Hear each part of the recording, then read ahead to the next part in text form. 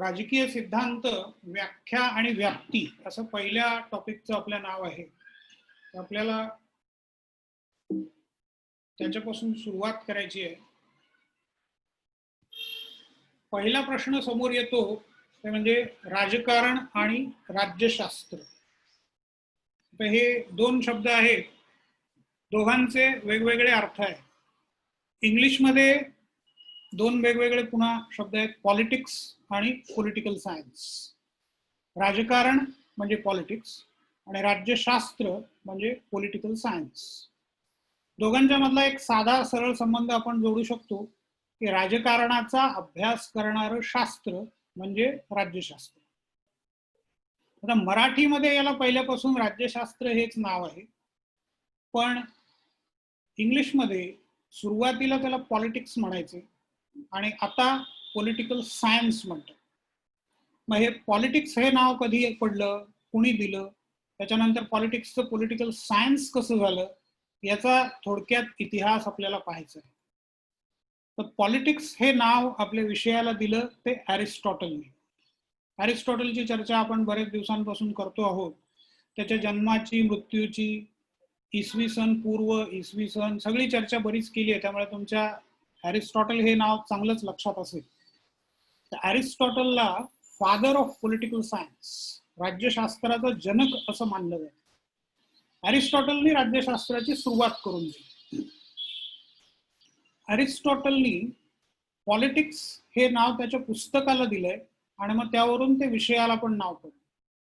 आता त्या पुस्तकामध्ये त्यांनी असं विशेष काय लिहिलं होतं? अरिस्टॉटल हा एका डॉक्टरचा मुलगा आणि त्याला लहानपणापासून वडिलांच्या बरोबर राहून तपासणी कशी करायची, शोध कसा घ्यायचा, त्याची एक सवय लागली होती. डॉक्टरकडे तुम्ही गेलात की आणि डॉक्टरला सांगितलं की पोट दुखतं, तर डॉक्टर लगेच तुम्हाला गोळी देऊन मोकळा होत नाही. डॉक्टर तुम्हाला प्रश्न विचारायला सुरुवात करतो की पोट दुखतं म्हणजे कुठे दुखतंय, वरच्या बाजूला आहे, खालच्या बाजूला आहे, साईडला कुठे दुखतं. समजा तुम्ही म्हणालात वरच्या बाजूला दुखतं, मग त्याचं साधारणपणे कारण असतं ते पित्तामुळे दुखतं, पित्त ऍसिडिटी वाढल्यामुळे दुखतं. मग ऍसिडिटी वाढण्याची कारण काय असू शकतात?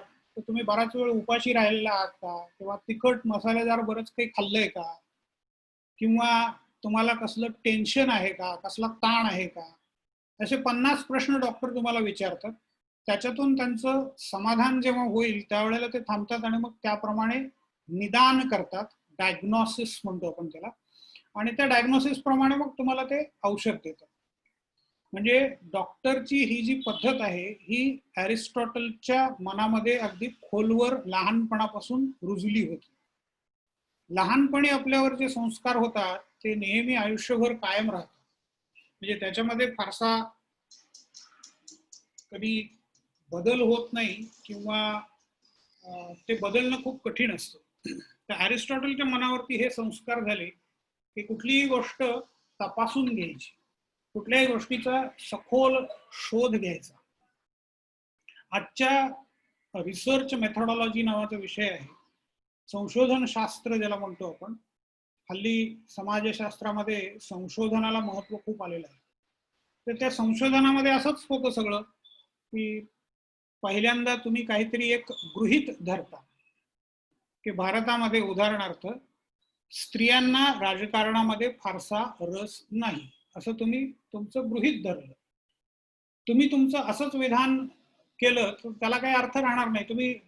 लोक तुम्हाला प्रश्न विचारतील, कशावरून असं वाटतं, मग तुम्हाला आधार काहीतरी देता आला पाहिजे. तर तुम्ही सांगाल की मी असं असं संशोधन केलं. संशोधन केलं म्हणजे काय केलं, तर मी 50 जणांचे इंटरव्ह्यू घेतले.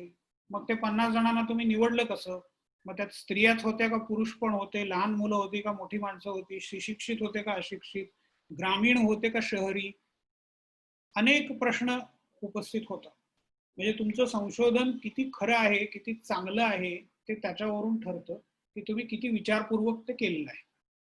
संशोधक हल्लीचे काय करतात, तर तुमचं गृहीत ठरलं की त्याच्या आधाराने मग प्रश्नावली तयार करतात आणि प्रश्नावलीच्या आधाराने सर्वेक्षण करतात, सर्व्हे म्हणतो आपण त्याला.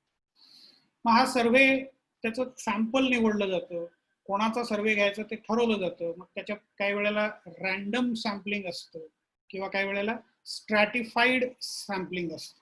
रॅन्डम सॅम्पलिंग म्हणजे एक मतदार यादी घ्यायची आणि त्याच्यामध्ये रॅन्डम नंबर जनरेट करायचे गणिताच्या स्टॅटिस्टिक्सच्या मदतीने, आणि रॅन्डम नंबर समजा 2, 10, 15, 20, 25 असे आले तर 2 नंबरवर जो आहे तो पहिला तुमचा मुलाखत त्याची घेणार तुम्ही.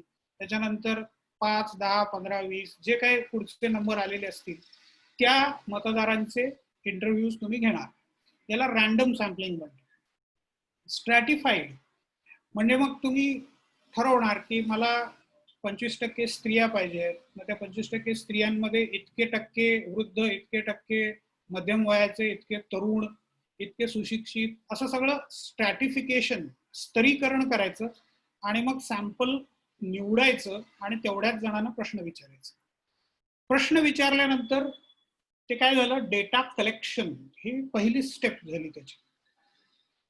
डेटा कलेक्शन केलं आणि मग लगेच त्याच्यावरून काहीतरी निष्कर्ष काढला असं जर केलं तर पुन्हा तोच प्रश्न येतो की तुम्ही खूप घाई केली.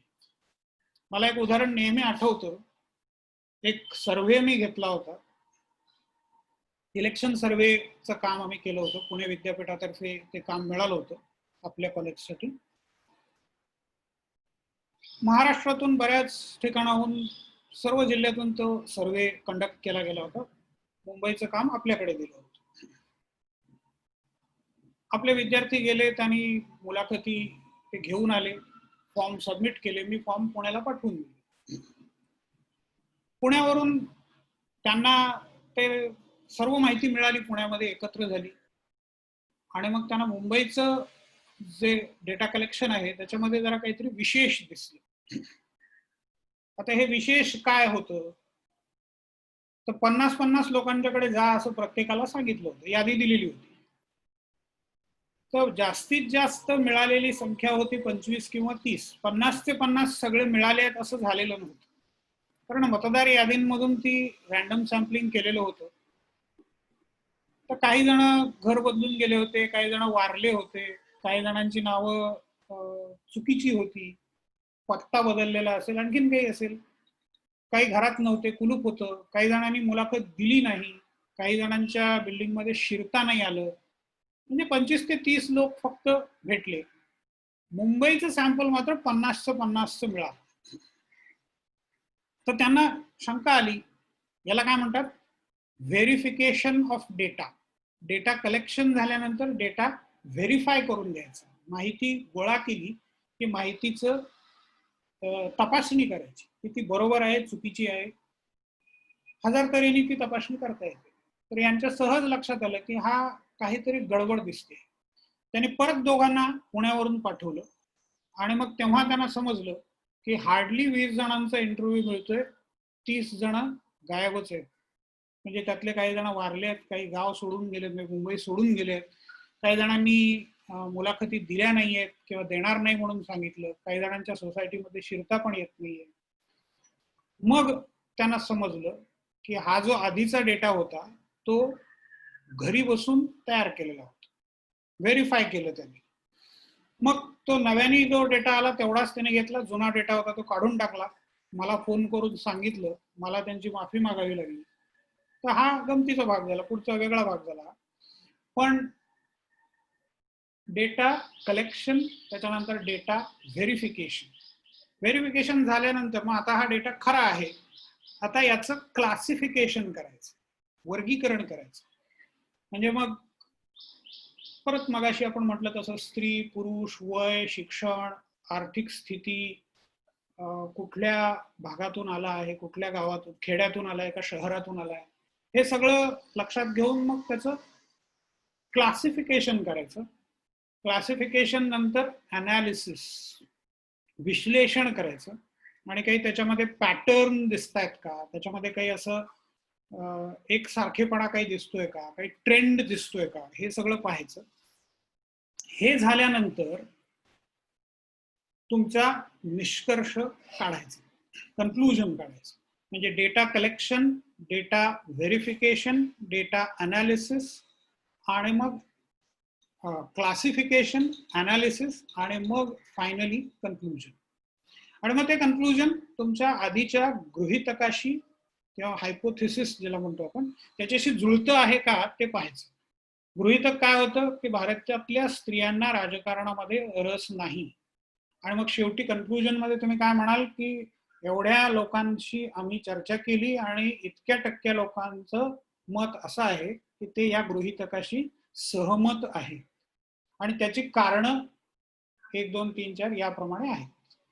तर हे झालं संशोधन. म्हणजे एखादा मुद्दा घ्यायचा, त्याच्यावर संशोधन करायचं आणि त्याच्याप्रमाणे निष्कर्ष काढायचा, त्याच्याप्रमाणे भविष्य वर्तवण्याचा प्रयत्न करायचा. अरिस्टॉटलनी ही पद्धत रूढ केली. अरिस्टॉटलनी आपण इथे पाहतो आहोत, अरिस्टॉटलनी 158 ग्रीक नगर राज्यांच्या घटनांचा अभ्यास केला. म्हणजे तिथल्या तिथे आज जो ग्रीस देश आहे, ते ग्रीस देशामध्ये त्यावेळेला 158 नगर राज्य होती. त्या नगर राज्यांच्या घटनांचा अभ्यास केला. मग त्यापैकी चांगल्या घटना कुठल्या, वाईट कुठल्या, याप्रमाणे त्यांनी एक टेबल तयार केलं आणि आदर्श राज्य कुठलं हे त्याच्या आधारावरती त्यांनी निष्कर्ष काढून सांगितलं. तर अरिस्टॉटल हा या पद्धतीने शास्त्रीय पद्धतीने अभ्यास करणारा, आणि म्हणून अरिस्टॉटलला फादर ऑफ पॉलिटिकल सायन्स असं म्हणतात. आता हा सॉक्रेटिसचा फोटो अरिस्टॉटलचा फोटो आहे, अरिस्टॉटलचा पुतळ्याचा फोटो आहे अर्थात. त्याच्या आधी ही 2 नावं इथे दिसत आहेत, सॉक्रेटिस, प्लेटो. अरिस्टॉटलचा गुरु प्लेटो आणि प्लेटोचा गुरु सॉक्रेटिस. मग तुम्ही म्हणाल की सॉक्रेटिसला राज्यशास्त्राचा जनक का मानलं नाही, कारण तो अरिस्टॉटलच्या गुरुचा गुरु. तर सॉक्रेटिस, प्लेटो, अरिस्टॉटल तिघेही मोठे तत्वज्ञ होते, परंतु सॉक्रेटिस आणि प्लेटो यांनी सगळा अभ्यास जो केला तो असा चर्चात्मक होता. त्यांनी निरीक्षण केलं समाजाचं आणि त्यांना जे दिसलं, त्यांना जे योग्य वाटलं, त्यांच्या पद्धतीने त्यांनी विचार केला आणि त्यांचं जे काही तत्वज्ञान होतं, त्यांचे जे विचार होते, त्याच्या आधाराने त्यांनी निष्कर्ष काढले. कुठलंही संशोधन त्यांनी केलं नाही. त्याच्यामुळे शास्त्र त्यांनी विकसित केलं नाही, त्यांनी तत्वज्ञान मांडलं. त्यामुळे सॉक्रेटिस आणि प्लेटो हे महान तत्वज्ञ होते. त्यांचे विचार जेवढे अरिस्टॉटलचे आहेत तेवढेच तेही महत्वाचे आहेत, तेही आजही उपयोगी पडणारे आहेत. नंतर केव्हा तरी या दोघांच्या विषयी चर्चा करू. सॉक्रेटिस विषयी पुढच्या स्लाइडमध्ये आपण थोडीशी चर्चा करणार आहोत. पण अरिस्टॉटलनी मुख्यतः शास्त्रीय पद्धतीने विकास केला. कसा अभ्यास करावा, वेगवेगळ्या कन्सेप्ट त्याने तयार केल्या. आदर्श राज्य, आयडियल स्टेट, आदर्श राजा, आदर्श राजाची कर्तव्य, नागरिकांची कर्तव्य. तुम्ही शाळेत असताना एक विषय शिकला असाल, नागरिक शास्त्र. तर हे सगळं अरिस्टॉटलनी मांडून ठेवलं. पॉलिटिक्स नावाचा ग्रंथ लिहिला, म्हणून अरिस्टॉटलला राज्यशास्त्राचा जनक असं म्हणतात. आता सॉक्रेटिस विषयी थोडस मी म्हटलं होतं. त्याचा पुतळा तो आता जुना आहे बराच, त्याच्यात ओबडधोबडपणा खूप आहे. पण सॉक्रेटिस हा मुळात तसाच होता. तो कुरूप होता, फार काही चांगला नाही, बुटका आणि विचित्र चेहऱ्याचा, पण लोकप्रिय होता. आपण इथे अनेक शब्द वापरले आहेत, rugged, crude, botchy, but intelligent and popular among masses. लोकांमध्ये अतिशय प्रसिद्ध होता. सॉक्रेटिस सत्याला मानणारा. सॉक्रेटिस कायम सत्याचा शोध घेण्यासाठी त्यांनी धडपड केली. त्यांनी स्वतः कधी काही लिहून ठेवलं नाही. चर्चा करणं, वाद घालणं ही त्याची कामाची पद्धत, आणि मग त्याच्यामुळे तरुण त्याच्याकडे आकर्षित व्हायला लागले. कुठल्याही समाजामध्ये सगळ्यात जास्त बदलाला उपयुक्त किंवा बदलाला अनुकूल कोण असतं तर तरुण लोक असतात. मध्यमवयीन किंवा माणूस म्हातारा झाला की तो जसा आहे तसा ऍक्सेप्ट करायला शिकतो. व्यवस्थेच्या विरुद्ध बंड करणं, व्यवस्था बदलणं, हे सगळ्या गोष्टी तरुणच करू शकतात. किंवा काही जे वेगळे असतात, जे विचारपूर्वक काही करू इच्छितात, सॉक्रेटिस सारखे, प्लेटो सारखे, अरिस्टॉटल सारखे, मग ते अगदी 90 वर्षाचे झाले तरी ते बदलण्याचा प्रयत्न करत राहतात, चुका दुरुस्त करण्याचा प्रयत्न करत राहतात. पण बहुसंख्य लोक तरुणपणामध्ये उत्साही असतील, तरुणपणामध्ये क्रांतिकारी असतील, पण नंतर मध्यम वयात आणि म्हातारपणामध्ये ते जैसे थे परिस्थिती स्वीकारून जगतात. तर सॉक्रेटिस नवा विचार मांडायचा, बदलण्याचा विचार मांडायचा, राजकारणी लोक सध्याचे कसे भ्रष्ट आहेत ते सांगायचा, व्यापारी कसे खोटे उद्योग करतात ते दाखवायचा. पण लोक, तरुण मुलं त्याच्याकडे आकर्षित झाली होती. प्लेटो हा त्याच्यामधला एक, त्याचा शिष्य, हा बाजारामध्ये जायचा, कुठल्या तरी दुकानदाराच्या पुढे जाऊन बसायचा आणि मग दुकानदार वजनामध्ये काहीतरी गडबड करतो हे बारकाईने निरीक्षण करायचं, कसं करतो ते शोधायचा आणि मग नंतर लोकांना सांगायला लागायचं. मग लोकांसमोर त्या दुकानदाराला माफी मागावी लागायची किंवा मग तो त्याचं उत्तर काय असेल, सफाई काय असेल ती द्यायचा आणि मग चर्चा व्हायची आणि प्रश्न सुटायचा. लोकांनाही नवीन ज्ञान मिळायचं आणि मग सॉक्रेटिसचे फॉलोअर्स वाढत जायचे. प्लेटो हा त्याचा सगळ्यात जवळचा शिष्य मानला जातो.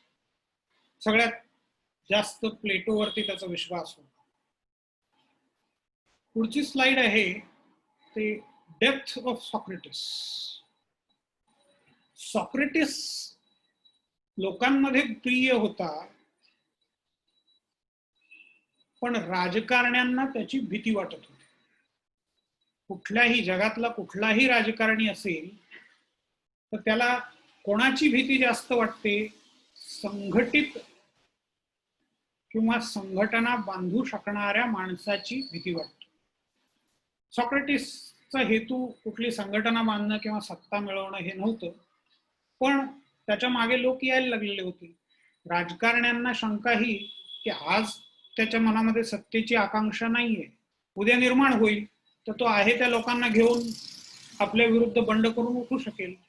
त्याच्यामुळे त्यांनी सॉक्रेटिसवरती आरोप ठेवला की हा लोकांना राज्यकर्त्यांविरुद्ध भडकवण्याचं काम करतो आहे, बंडखोरी करतो आहे, राजद्रोह करतो आहे, आणि म्हणून मग त्याला फाशीची शिक्षा किंवा त्याला जीवे मारण्याची शिक्षा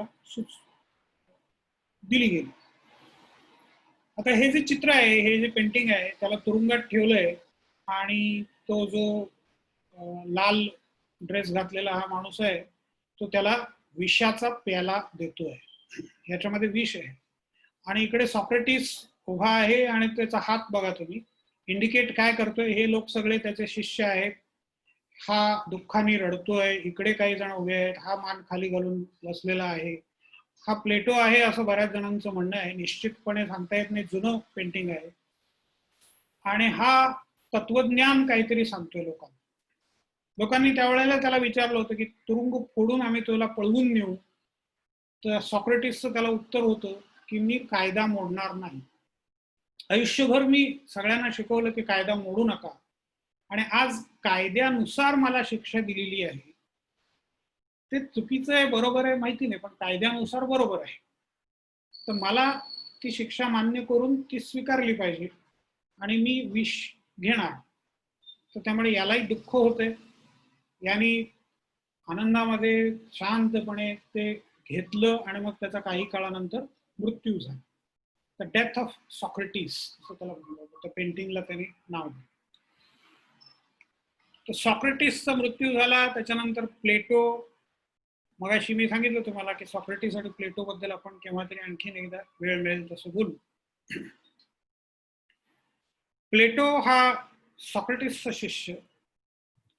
सॉक्रेटिसच्या मृत्यूनंतर तो अथेन्स मधून पळाला, 10-12 वर्ष युरोपमध्ये फिरत राहिला आणि मग तिथून परत आला. मग त्याने स्वतःची एक संस्था, अकॅडमी नावाची संस्था सुरू केली. त्याला जसं हवं तसं शिक्षण त्यांनी लोकांना द्यायला सुरुवात केली. त्याचे शिक्षणासंबंधीचे विचार, माणसांमध्ये माणसं कोण कशा प्रकारची आहेत ते ओळखणं या संबंधीचे त्याचे विचार. म्हणजे थोडक्यात आता सांगायचं म्हणून सांगतो की 3 प्रकारची माणसं आहेत असं तो सांगतो. Main of head, heart and stomach. डोकं, हृदय आणि पोट. आता डोकं म्हणजे कशाचं रिप्रेझेंटेशन आहे? बुद्धीचं. हृदय म्हणजे कशाचं? तर भावनांचं. आणि पोट म्हणजे भुकेचं. म्हणजे 3 प्रकारची माणसं जगामध्ये असतात. काही पोटार्थी असतात, म्हणजे त्यांना बाकीच्या कोणत्या गोष्टींशी फारसं देणं घेणं नसतं, फक्त त्यांचा पोटापाण्याचा प्रश्न सुटला म्हणजे ते शांत असतात. काहीतरी उत्पादन करायचं आणि पोटापुरतं मिळालं म्हणजे शांत राहायचं. काही भावना प्रधान असतात, म्हणजे त्यांना फक्त पोटासाठी ते जगत नाहीत, तर भावनेसाठी जगतात. आता हे याच्यामध्ये कोण येऊ शकतो? तर सैनिक. सैनिक केवळ पोटासाठी युद्ध करत नाही, तो राष्ट्रप्रेमा खातर सैन्यामध्ये जमा होतो. आणि राष्ट्रप्रेम असतं म्हणूनच मग अगदी जीवावर उदार होऊन सुद्धा लढू शकतो. 2-2, 3-3 दिवस खायला प्यायला मिळालं नाही तरी लढणाऱ्या सैनिकांच्या अनेक कथा जगभर तुम्हाला ऐकायला मिळतात. तिसरा प्रकार आहे बुद्धिवादी माणसं. ही बरीच शांत आणि स्थिर बुद्धी असलेली माणसं असतात आणि यांना पोटाची गरज नाहीये अशातला भाग नाही, किंवा यांना भावना नसतात असं नाही, पण ते शांतपणे याचा विचार करू शकतात. त्याला किती महत्व द्यायचं ते ठरवू शकतात आणि बुद्धीनी निर्णय घेऊन आपली जीवन ते पुढे पुढे नेतात. ते इतरांच्या जीवनाला आकार कसा द्यायचा हे पण ठरवण्याचा प्रयत्न करतात. ते बुद्धिवादी माणसं किंवा बुद्धिजीवी माणसं. तर 3 प्रकारची माणसं असतात. मग यापैकी जे बुद्धिजीवी आहेत त्यांनीच राज्य करावं, आणि बुद्धिजीवी किंवा तत्वज्ञ राज्यकर्ता हा आदर्श राज्यकर्ता, हे प्लेटोचं तत्वज्ञ. थोडक्यात सांगायचं तर या प्लेटो विषयी आणखीन आपण नंतर पाहू. सॉक्रेटिस झाला, सॉक्रेटिस नंतर प्लेटोचा शिष्य अरिस्टॉटल. अरिस्टॉटलनी सगळी दिशा बदलून टाकली अभ्यासाची. त्यांनी शास्त्रीय पद्धतीने अभ्यासाला सुरुवात केली. पण अरिस्टॉटल नंतर, आता अरिस्टॉटल, सॉक्रेटिस, प्लेटो हे सगळे प्राचीन काळातले आहे. प्राचीन काळ आणखीनही पुढे इसवी सन 5व्या शतकापर्यंत प्राचीन काळ मानला जातो. तर एन्शंट टू मॉडर्न टाइम्स, प्राचीन काळापासून आधुनिक काळापर्यंत कसे कसे बदल होत गेले ते आता या स्लाइडमध्ये आपल्याला थोडक्यात पाहायचं आहे. अरिस्टॉटल आपण पाहिलं. अरिस्टॉटलचा शिष्य हा अलेक्झांडर द ग्रेट म्हणून प्रसिद्ध आहे. भारतापर्यंत तो येऊन धडकलेला होता. आपण त्याला सिकंदर म्हणून ओळखतो. मुकद्दर का सिकंदर, म्हणजे जो आपलं नशीब बदलू शकतो असा सिकंदर.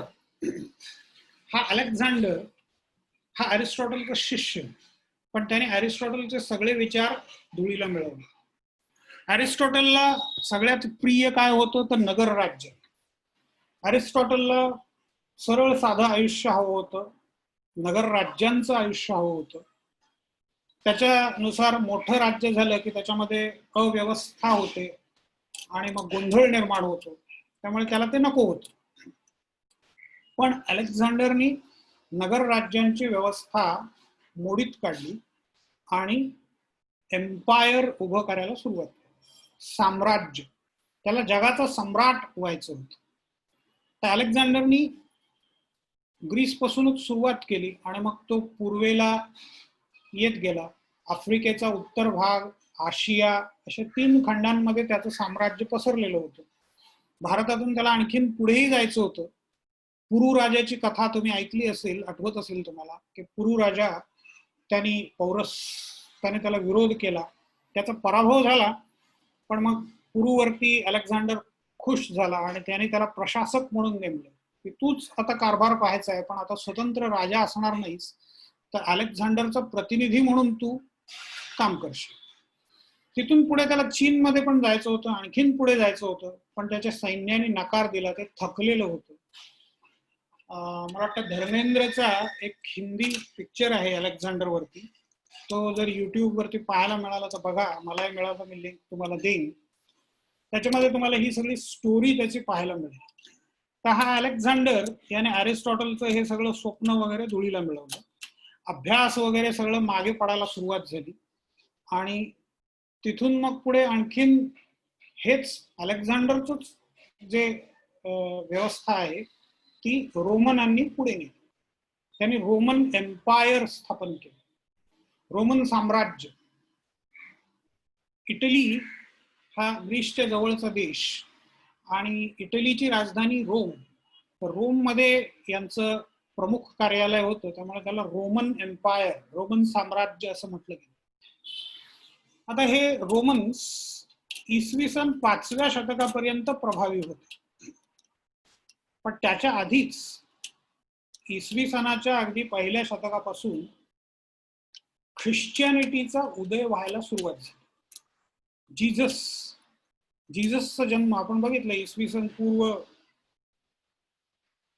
4-4 वर्षामध्ये त्याचा जन्म झाला आणि इसवी सन 30व्या वर्षी त्याचा मृत्यू झाला. एक 34 वर्षाचं आयुष्य त्याला लाभलं. तर जीजसनी ख्रिश्चियनिटी स्थापन केली, ख्रिश्चन धर्म स्थापन केला. ख्राइस्ट असं त्याला नाव आहे, ख्राइस्ट पासून ख्रिश्चन. जीजस हा मुळातला ज्यू होता, पण मग त्याने नंतर न्यू टेस्टामेंट मांडलं आणि मग ख्रिश्चियनिटी हा नवा धर्म. जीजस क्रांतिकारी होता. जीजसनी परत पुष्कळ लोकप्रियता मिळवली. जसं सॉक्रेटिस लोकप्रिय होता तसा जीजस पण लोकप्रिय होता. जीजस जिकडे जाईल तिकडे त्याच्या मागे जमा व्हायचा. हजारो लोक असतील तरी त्याच्या एका सांगण्यावरून लोक ते म्हणतील तसा करायचा. जीजसचे विचार स्पष्ट होते. जीजस त्याला खूप पुण्यवान मानलं जायचं, तो स्वतःला प्रेषित मानायचा. तर जीजसनी पुन्हा सगळी व्यवस्था हळूहळू बदलायला सुरुवात केली. जीजसनी चर्चच्या वाङ्मयामध्ये त्याला मिरॅकल असा शब्द वापरतात, म्हणजे काहीतरी चमत्कार करणं, की मृत्यूच्या दारात जाऊन पोचलेल्या माणसाला परत तरुण करणं, आजारपण घालवणं, असे सगळे मिरॅकल्स करून दाखवले आणि म्हणून त्याला मग लोक मानायला लागले. पण जीजसच्या बाबतीत परत तेच झालं जे सॉक्रेटिसच्या बाबतीमध्ये झालं होतं. सॉक्रेटिसला जसं राजद्रोहाच्या आरोपाखाली मारलं गेलं, तसंच जीजसवरती पण आरोप ठेवला गेला, कारण ज्यू लोक त्याच्या विरोधात होते आणि रोमनांनी पण त्याचा विरोध करायला सुरुवात केली. कारण एकच की तुम्ही संघटना उभी करता आहात. आणि मग पुढच्या सगळ्या कथा जगप्रसिद्ध आहेत. त्याला क्रुसावरती चढवलं गेलं आणि खिळे ठोकून मारण्यात आलं. त्यावेळेची जी पद्धत होती क्रुसिफिकेशन. आणि मग पुढे खिळे ठोकून मारल्यामुळे तो क्रॉस जो होता, तो क्रॉस तोच प्रसिद्ध झाला आणि मग तोच ते ख्रिश्चियनिटीचा एक सिम्बॉल म्हणून आजही वापरला जातो. तर ख्रिश्चियनिटी जीजस मारला गेल्यानंतर संपली नाही. त्याचा एक शिष्य ज्याने जीजसला पाहिलेलं पण नव्हतं, पॉल, त्यांनी त्याच्यामध्ये आणखीन परत सुधारणा करायला सुरुवात केली. जीजसचे जे शिष्य होते ते बरेचसे प्रॅग्मॅटिक होते, व्यवहारी होते असं मानलं जातं. जीजस जितका क्रांतिकारी होता, उघडपणे त्याने रोमनांशी आपल्या भाषेमध्ये बोलायचं होतं तर पंगा घेतला, विरोध करायला सुरुवात केली, त्यांचे दोष दाखवून द्यायला सुरुवात केली. पॉल किंवा त्याच्यानंतरच्या शिष्यांनी विरोध केला नाही. संपत्ती म्हणजे पाप असं जीजस म्हणायचं, तर यांनी ते वाक्य तसंच ठेवलं, पण पुढे त्याला अशी हळूहळू जोड दिली की संपत्ती म्हणजे पाप, पण संपत्तीचं दान जर तुम्ही केलं चर्चला तर ते पवित्र, तुम्ही आणि तुमची संपत्ती दोघंही पवित्र व्हा. मी आज ग्रुपवरती ख्रिश्चियनिटी संबंधाने एक व्हिडिओ टाकलाय, तो जरूर पहा. त्याच्यामध्ये हे सगळे डिटेल्स याचे सगळे तुम्हाला पाहायला मिळतील. युट्यूब वरती राईज ऑफ ख्रिश्चियनिटी असं टाकलं तर आणखीन बरेच व्हिडिओ मिळतील. आता इथे अपेक्षित हे आहे की तुम्ही स्वतःहून थोडासा अभ्यास करावा, तुम्ही शोध घ्यावा, हे अपेक्षित आहे आणि तुमच्या स्वतःच्या नोट्स काढायचे आहे, तयारी करायची आहे. तर ख्रिश्चियनिटी वाढायला लागली कारण संपत्तीचा ओघ चर्चकडे यायला लागला. संपत्ती म्हणजे पाप आहे, पण ते तुम्ही त्याचा काही भाग जर चर्चला दान केला तर ती संपत्ती आणि तुम्ही दोघंही पवित्र होणार. लोकांनी दान द्यायला सुरुवात केली, जमिनी दान दिल्या, जनावरं दान दिली, आणखीन सोनं, हिरे, त्यावेळेला ज्या ज्या गोष्टी संपत्ती म्हणून मानल्या जायच्या त्या सगळे दान देऊन लोकांनी स्वतःला पवित्र करून घ्यायला सुरुवात केली. कन्फेशन नावाचा एक प्रकार पुढे आला, तो नंतरच्या काळातला आहे. अर्थ कन्फेस करणं. आखरी रास्ता नावाचं बच्चनचं पिक्चर आहे, त्याच्यामध्ये कन्फेशन म्हणजे काय ते तुम्हाला कळेल. आखरी रास्ता बघितला नसेल तर जरूर बघा, इंटरेस्टिंग फिल्म आहे. कन्फेशन याचा अर्थ एखाद्या माणसाला जर वाटत असेल की आपण काहीतरी पाप केलंय आणि आपल्याला ते कोणाला कळलेलं नाही, पण त्याला स्वतःला त्याची बोचणी आहे, त्याला पश्चाताप होतोय, तर त्याने चर्चमध्ये यायचं, एका कन्फेशन रूम मध्ये जायचं आणि फादरनी त्याला पाहायचं पण नाही. तो दुसऱ्या कुठल्या तरी गावात जाऊ शकेल, त्यामुळे फादर त्याला आवाजाने पण ओळखणार नाही आणि तो फादर समोर त्याचं कन्फेशन देईल की मी असं असं कन्फेस करणं म्हणजे मान्य करणं, एखादी गोष्ट पश्चाताप व्यक्त करणं की मी असं असं केलंय. तर मग फादर त्याला सांगायचा की तू या गरिबांना इतकी मदत कर, हे पुण्यकर्म कर, म्हणजे मग तुझं दोष निघून जाईल. आता हे कन्फेशनचं स्वरूप होतं पहिल्यांदा, पण नंतर त्याचा व्यापार व्यवहार व्हायला लागला. कन्फेशनचे सर्टिफिकेट्स चर्च इश्यू करायला लागलं आणि त्याच्यासाठी काही अटी घातल्या जायला लागल्या, काही प्रमाणात संपत्ती त्याच्यासाठी घेतली जायला लागली. तर हे सगळं झाल्यामुळे पुढे ख्रिश्चियनिटी बळकट होत गेली. रोमन एम्पायर त्यांनी ताब्यात घेतलं, त्याला होली रोमन एम्पायर असं नाव दिलं.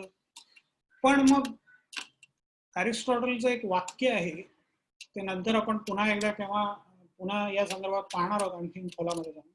Power corrupts and absolute power corrupts absolutely. सत्ता भ्रष्ट करते आणि अमर्याद सत्ता असेल तर ती तेवढ्याच अमर्यादपणे भ्रष्ट करते. तर ही जी काही अरिस्टॉटलची थिअरी आहे ती रोमन एम्पायरला लागू पडते, ती अलेक्झांडरला पण लागू पडते आणि ती ख्रिश्चियनिटीला पण लागू पडते. तर ख्रिश्चियनिटी मध्ययुगामध्ये त्याचा साधारणपणे विकास झाला. मिडिव्हल पिरियड हा शब्द आपण जे वापरला, मध्ययुग त्याला, इसवी सन 5व्या शतकापासून ते 15व्या शतकापर्यंत ख्रिश्चियनिटीचा विकास झाला. 12व्या 13व्या शतकापासून त्याच्या ऱ्हासाला सुरुवात झाली आणि 15व्या शतकामध्ये त्याच्यासाठी एक मोठा धक्का त्यांना बसला. रेनेसाँ, त्याला पुनरुज्जीवनाची चळवळ असं म्हणतात. रेनेसाँ या फ्रेंच शब्दाचा अर्थ आहे रिबर्थ. रिबर्थ म्हणजे पुनर्जन्म. मानवी समूहाचा पुनर्जन्म झाला असं म्हणतात. ख्रिश्चियनिटी त्यांनी सुरुवातीच्या काळामध्ये खूप चांगल्या गोष्टी केल्या, खूप चांगलं कॉन्ट्रीब्युशन दिलं, पण नंतर ते भ्रष्ट झाले आणि मग पुनरुज्जीवनाची चळवळ झाली. तिथे लोकांनी दोन गोष्टींचा उल्लेख केला, दोन गोष्टींची साथ धरली, रिझन अँड रॅशनॅलिझम. रिझन, प्रत्येक गोष्टीच्या मागचं कारण, विवेक ज्याला म्हणतो, तर प्रत्येक गोष्टीच्या मागे काय कारण आहे ते शोधणं. आणि बुद्धिप्रामाण्यवाद, रॅशनॅलिझम म्हणजे बुद्धिप्रामाण्यवाद. तर मला असं वाटतं की आपण आज आता इथे थांबू, आणखीनही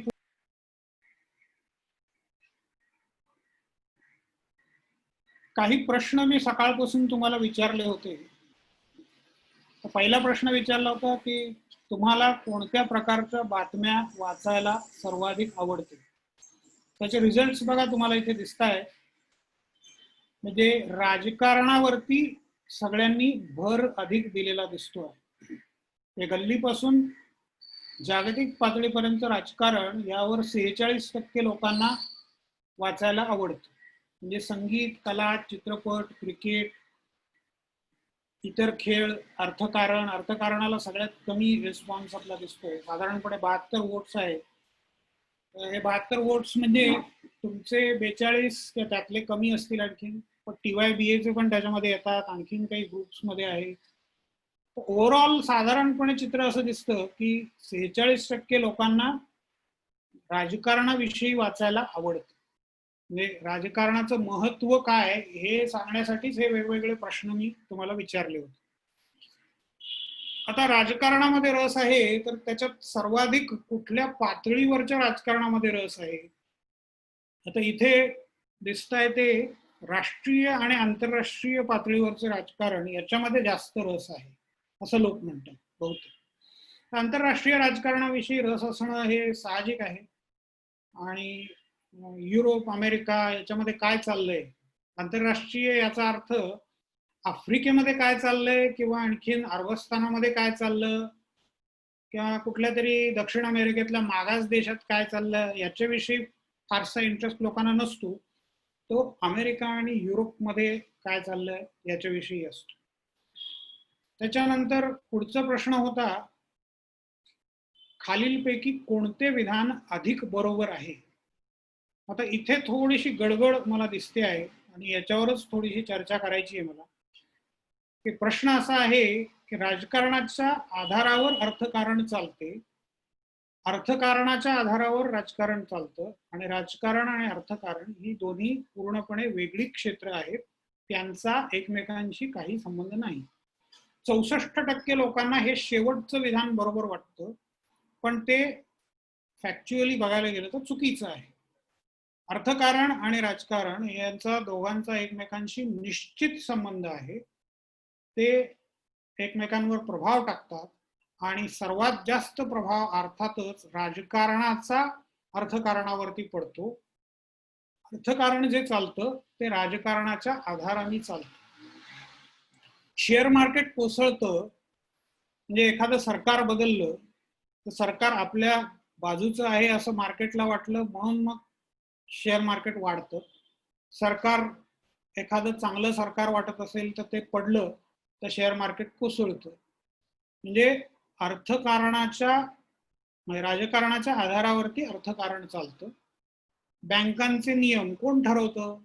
कोणाला कर्ज द्यायचं आणि कोणाला कर्ज द्यायचं नाही, राजकीय निर्णय आहे, अर्थमंत्री ठरवतात. अर्थमंत्र्यांना संपूर्ण राजकारणाचा विचार करून निर्णय घ्यायचे असतात. म्हणजे डिमॉनिटायझेशनचा निर्णय कोणी जाहीर केला? तर पंतप्रधानांनी जाहीर केलं. पंतप्रधानांचं त्यांच्या पक्षाचं सरकारचं जे काही धोरण होतं, त्याच्या मागचं जे काही राजकारण होतं त्याच्याप्रमाणे त्यांनी तो निर्णय जाहीर केला. मग पूर्ण अर्थव्यवस्था त्याप्रमाणे बदललेली तुम्हाला दिसते. आज सुद्धा सरकारने लॉकडाऊन जाहीर केला, सर्व आर्थिक व्यवहार ठप्प झाले. अर्थकारण स्वतंत्रपणे चालू शकत नाही आणि अर्थकारण राजकारणाशी जोडलं नाही असं तुम्हाला म्हणताच येणार. सरकारची परवानगी नव्हती तोपर्यंत व्यवसाय लोकांना चालू करता आले नव्हते. अजूनही कित्येक गोष्टी चालू झालेल्या नाहीये. सिनेमा किंवा हॉटेल्स अजूनही मोठ्या प्रमाणावरती चालू झालेले दिसत नाही. सरकारने बंदी घातली की 7 नंतर दुकान उघडं ठेवता येणार नाही, तर दुकान उघडं ठेवता आलेलं नाहीये लोकांना. म्हणजे अर्थकारण हे स्वतंत्र नसतं, त्याला पॉलिटिकल इकॉनॉमी असा शब्द आहे, राजकीय अर्थकारण. त्यामुळे हा प्रश्न पण असा लक्षात घ्या. तुम्ही उत्तर कोणतं दिलंय त्याच्या आधाराने तुम्ही पुन्हा आणखीन विचार करा. आता खालीलपैकी कोणत्या विधानाशी तुम्ही सहमत आहात? राजकारण म्हणजे अत्यंत वाईट क्षेत्र, साध्या सरळ माणसाने त्यामध्ये पडू नये असं वाटणारे 29% लोक आहेत. आणि राजकारणात सर्वांनी सहभागी झालं पाहिजे, ते अत्यंत गरजेचं आहे असं म्हणणारे जवळपास 71% लोक आहेत. आता ही मला चांगली बाब वाटते. वर्गाच्या दृष्टीने, कॉलेजच्या दृष्टीने चांगली बाब वाटते की 71% लोकांना सहभागाचं महत्व पटलेलं दिसतं. सहभाग अर्थातच लोकशाही व्यवस्था असल्यामुळे जेवढा सहभाग जास्त तेवढं लोकशाहीच्या दृष्टीने चांगलं मानलं. आता खालीलपैकी कोणत्या विधानाशी तुम्ही सहमत आहात? धर्माच्या आधारावर पक्ष स्थापन करून केवळ धर्माच्या आधारावर पक्ष स्थापन करून राजकारण जास्त आवडेल, राजकारणापेक्षा धर्म अधिक महत्वाचा, असंही फक्त 6% लोकांना वाटतं. पण 6% अजूनही तसे आहे. बाकी 94% लोकांचं स्पष्ट मत आहे की धर्म आणि राजकारण पूर्णपणे वेगळं केलं पाहिजे. आता अनॉनिमस पोल, अनॉनिमस या शब्दाचा अर्थ काय असा एक प्रश्न मी विचारला होता, पण त्याचं उत्तर कोणी दिलेलं दिसत नाहीये. अनॉनिमस याचा अर्थ निनावी, म्हणजे इथे तुम्हाला वरती सगळीकडे जिथे जिथे अनॉनिमस पोल असं नाव दिसतं तिथे तुमचं नाव तुम्हाला दिसणार नाही, कोणी कोणतं उत्तर दिलं हे कळणार नाही. फक्त 6%, 94%, 29%, 71% असे आकडे दिसतील. म्हणजे सहसा मोठ्या प्रमाणावर सर्वे जिथे घेतला जातो ते अनॉनिमसच असतात. तर हे अनॉनिमस पोल. परत दुसरा एक प्रश्न विचारला होता, व्हॉट इज प्लॅटॉनिक लव्ह, याचं पण उत्तर आलेलं नाहीये.